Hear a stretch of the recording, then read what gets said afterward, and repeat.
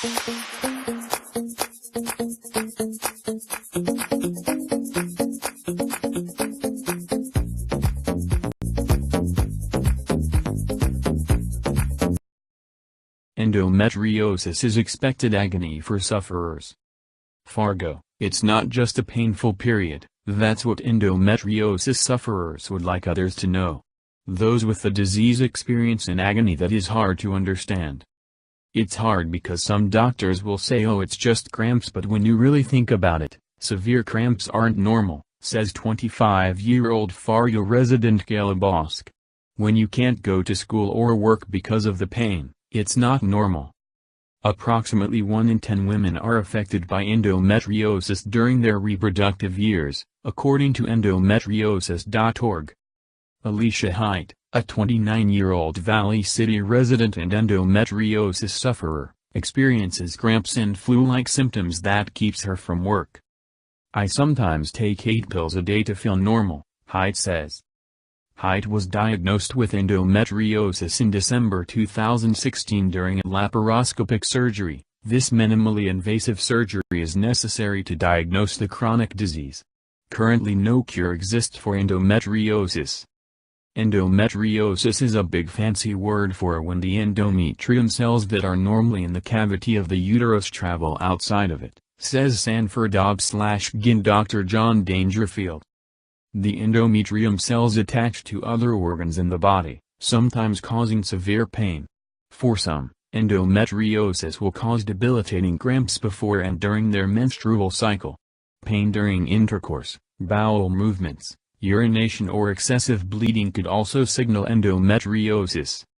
Of those patients that we have a strong suspicion of endometriosis, we only find it 60% of the time, Dangerfield says. Bauske first experienced intense pain on her left side at 14 years old, yet it took 5 years and 3 different doctors to confirm her endometriosis diagnosis. When I was 14, they tested for an ectopic pregnancy and did an ultrasound, Bauske says after she continued to inform her doctors of her continuous pain. At 16 years old, Bauske's chiropractor tested her saliva. The results showed her estrogen at the same level as a premenopausal woman. Endometriosis' exact cause is not known, although high levels of estrogen in the uterus are associated with the disease. At 19, Bauske was finally diagnosed with endometriosis when a doctor was suspicious that her pain could be due to an ovarian cyst. During her first laparoscopic surgery, the endometriosis was confirmed when they removed scar tissue from her small intestine. 2 years after Bauske received her diagnosis, her sister Jessica Anderson had a laparoscopic surgery. My sister and I had the same thoughts the day before the laparoscopies. What if they don't find anything? What if there is nothing there? Bauske says.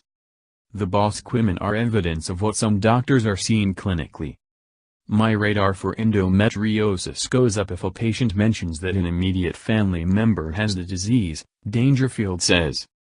Bauske's mother, Shelley, experienced the family's most severe case of endometriosis when she was transported to the emergency room in 2015 after her lung collapsed due to endometrial scar tissue buildup in her small intestine. During Shelley's emergency surgery, 6 inches of her small intestines were removed. Shortly after this incident, Bauske endured her second laparoscopic surgery to remove scar tissue. She agreed to the procedure quickly after seeing what untreated endometriosis did to her mother's health.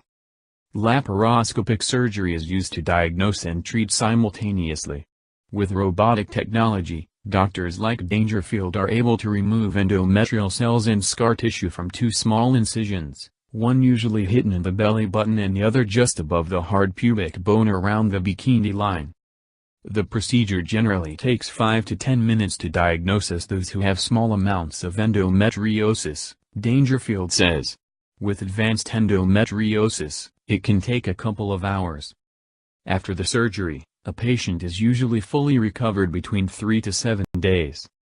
Left untreated, endometriosis can lead to infertility and the removal of the ovaries. Some women with endometriosis will experience severe pelvic pain like Bauske or Heit. Others will have no symptoms until issues like infertility are found later in life. Often our patients with the most pain have a peppering of endometriosis cells. Sometimes those with significant disease will be asymptomatic, having little to no pain, Dangerfield says.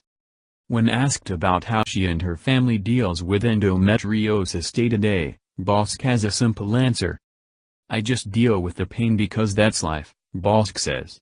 "We hope for the best and try to help each other deal with any complications as they happen."